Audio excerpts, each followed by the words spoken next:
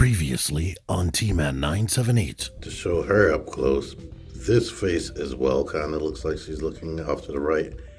But I like the makeup and I like the sculpt. It looks really good. The hair is kind of... T-Man 978 Chill Review. Hello everyone, T-Man 978. Right now I'm going to be taking a look at Transformer Cybertron Voyager class Vector Prime. This is one of my older figures in my collection. It's still in great condition. The electronics still work inside of it. I have all the accessories. Cool. It's not yellowing or anything. So I'm happy to be able to bring this guy to you. But anywho, I'm gonna put up an image of the packaging.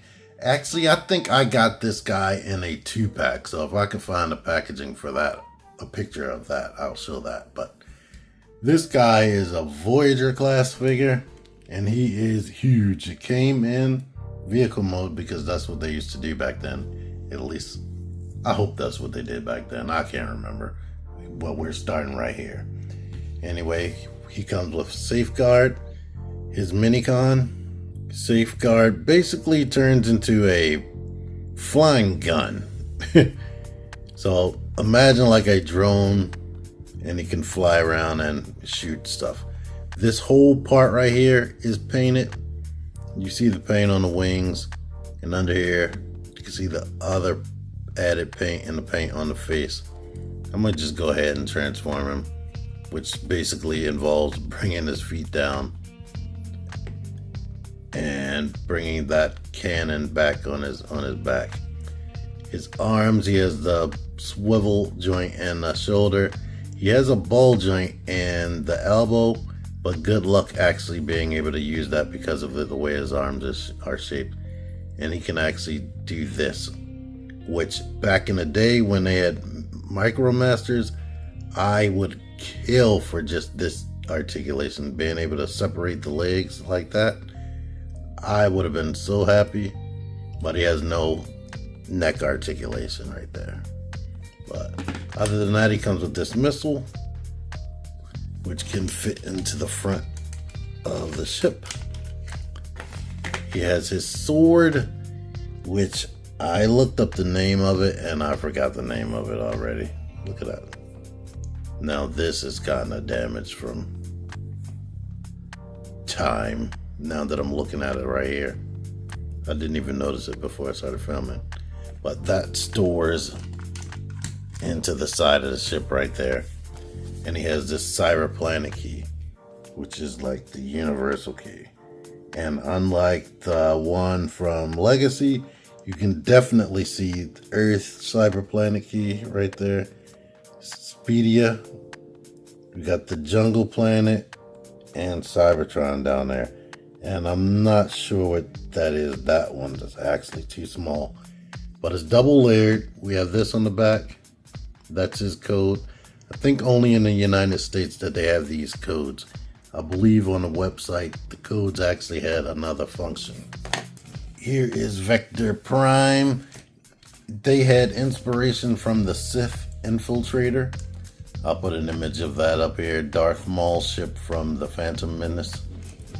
But it looks like what it is, basically. Well, no, it looks like a space vehicle. If you know what parts of which, you could tell that it's just a robot bent over, sort of like a G1 figure. He transforms as complex as G1 Soundwave, basically. It actually has wheels down here, and he has like satellites down there. You got this detail on this side of the ship. There's a transparent cockpit right there. There's a button that makes that missile fire, and it actually fires with some force, as you heard. Got all this detail right here, and up close you can see all the clockwork cogs and whatnot. They do have a Minicon port. We can port Safeguard up there. So now he has a definite gun. And let me put this in here before I forget. And now here's one cool thing in this mode. Well, let me show the wings. I have the wings back like this. They can be adjusted to come forward. And did I show it roll? I mentioned the wheels. It definitely rolls well, which is awesome. It's substantial, it's heavy, it's made out of good plastic. And if we put this Cyberplanet key in there, we get that noise.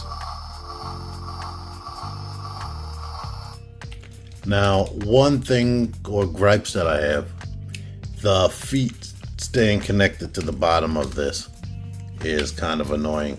And these things don't really lock into place either. So this is constantly shifting up, and these could be doing that depending on how you grab it. But he has mini card ports right here. And I think that's, besides where I put safeguard, I believe that's the last place that he has mini card ports. But I think this is the only sound it makes in this mode right here. And here's something I didn't do. I don't think I did the comparison between these two Cyberplanet keys. This is what we get now. This is what we used to have. And here's a comparison between the swords. The sword, it's not that much shorter, to be honest. It's just that Cyberplanet key is significantly smaller. And let's bring in, I've already shown this, but let's bring in the Legacy version right here. It is significantly tiny by comparison. Let me do an overhead view. Hold on. Here's the overhead view. Like, it's hard to see how small it is in comparison with that angle I had. Let me bring out some other figures I have laying around. Like, I got this Siege Springer. Like, he is definitely like bigger than a friggin' leader class by today's standards. Here are some vehicles that I have laying around. Like, so you can fit under there.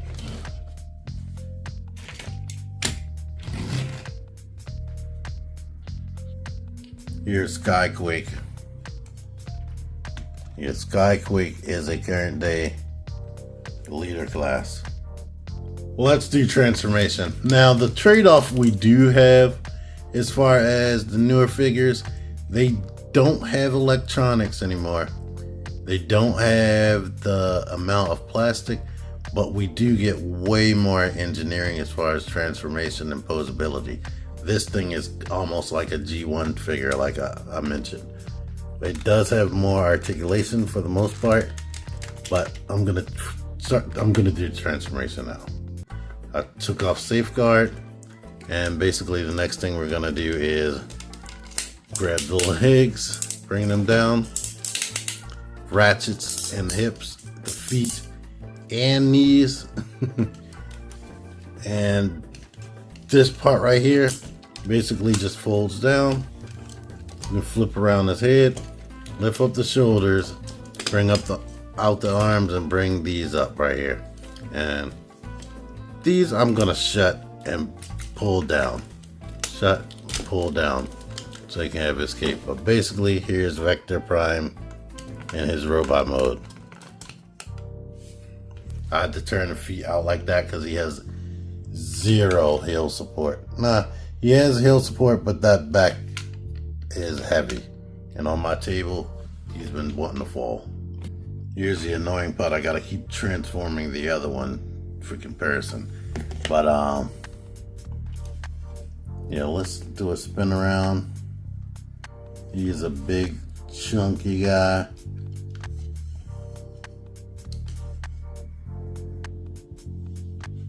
Here's the face. The face is super, on the Legacy version, is super similar to this. He has red eyes.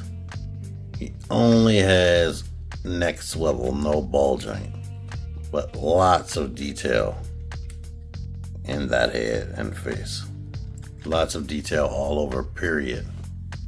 The arm, he has sounds when you do the arm like this.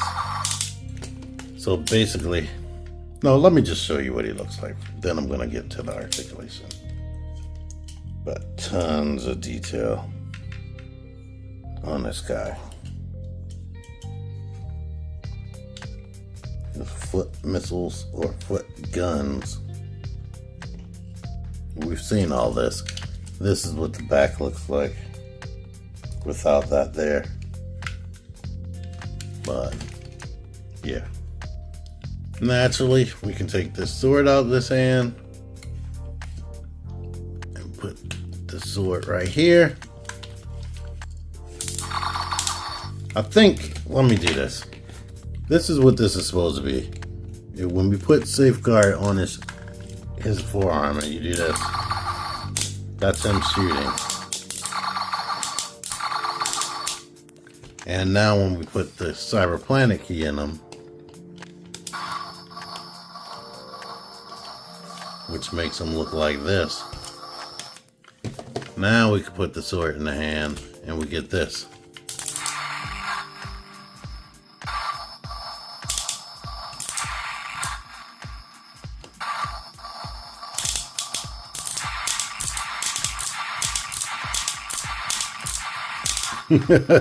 So that's supposed to be him slicing through space and time and whatnot.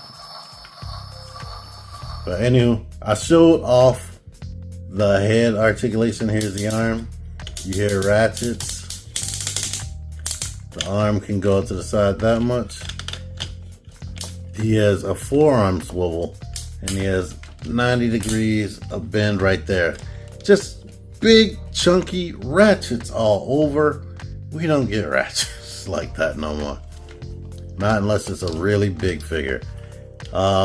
In lieu of him not having wrist rotation, he has this right here. This was one downfall to most of the figures in this line. They would have good articulation, but then they wouldn't have things like bicep rotation. So you can't get his arms in front of his body with like his sword and whatnot. He has no waist due to the electronics. I have no clue how the electronics work at all. I'm gonna be honest with you. Like, you know what? I'm looking at this. Does this open up? Is there another set of batteries in there? Well, the batteries go in here, by the way. 2 AAA batteries. And somehow, even though this is on his back, it makes his whole body work when you do stuff like this. But anywho, these hip flaps come forward. So he can kick forward. He can kick out to the side. He doesn't have thigh rotation, but he has knee rotation.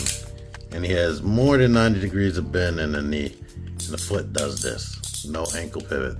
This was before ankle pivot. Way before ankle pivot was standard. Ankle pivot wasn't standard for every figure until Transformers Siege came out in like 2019, 2020. But if you had your own stand or whatever, you could get him into a decent flying pose, as you can see right here.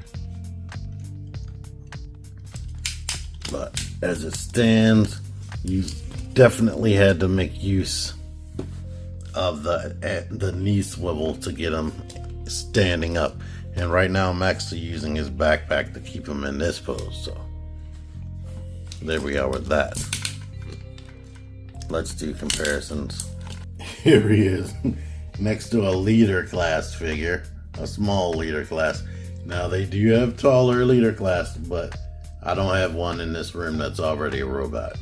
Here's a Voyager class from 10 years ago, and even he has ratchets in his elbows and his hips. Here's another more modern Voyager class and deluxe class. And here he is compared to the Legacy dude. Now the color scheme difference, in the United States they colored him this chocolate brown color, but in Japan he was this color, and I guess he was this color, more of this color in the cartoon.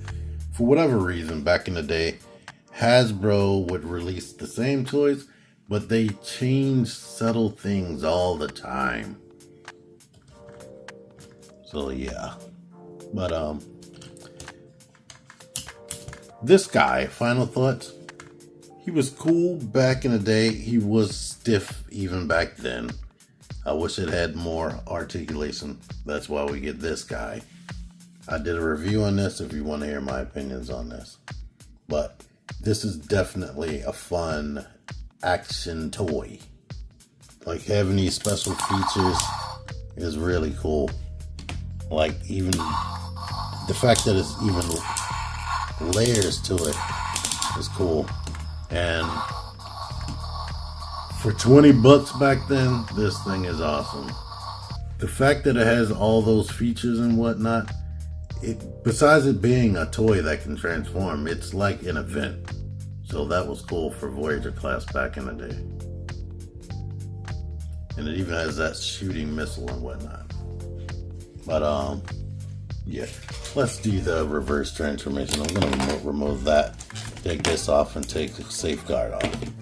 Basically, we just need to rotate this head and lift this whole front of the ship up.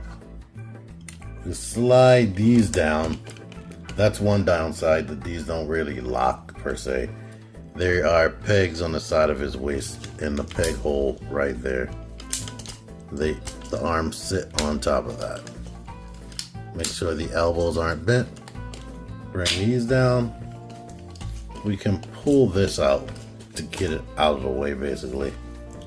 And the feet can go back and come forward like that. And getting them, make sure they're like touching. Getting them on top of the tiny peg that's on his back is a little bit difficult. And now we have to open these up. These are notorious for warping because they're made out of a soft pliable plastic. And I can't even really get this all the way open. I keep stretching. I'm hoping I won't break it. Like brown and gold plastic from back in the day, you are lucky if it hasn't just deteriorated on you. So this figure is in good condition. I bought it probably in 2005-ish, and it's still in good condition. I'm gonna put the sword back in here and put safeguard back up there and put this Cyberplanet key there. And yeah, it's cool. Now if you want modern day articulation, I wouldn't go hunting this down, but if you want a complete Transformers collection, it is a cool toy to have, especially if you can find one with working electronics.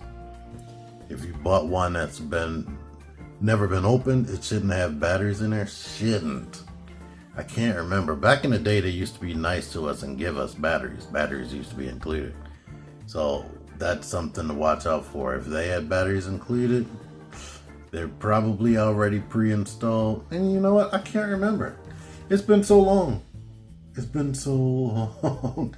I can't remember whether batteries were just in the box or whether they're pre-installed. Now I know with Revenge of the Fallen Optimus Prime leader class, he was definitely had the batteries installed because they had a try me thing on the box. But yeah, anyhow, thank you for watching this on a Throwback Thursday at the time of me putting it up. If you're watching it any other day of the week, thank you for watching it. Until next time, T-Man 978 out of here. Figure action. That one's me. Join the Syndicate Toy Hunters Facebook group. Link in the description. Click the videos. Click the videos, baby. Click the videos. You should really click these videos. Click the videos.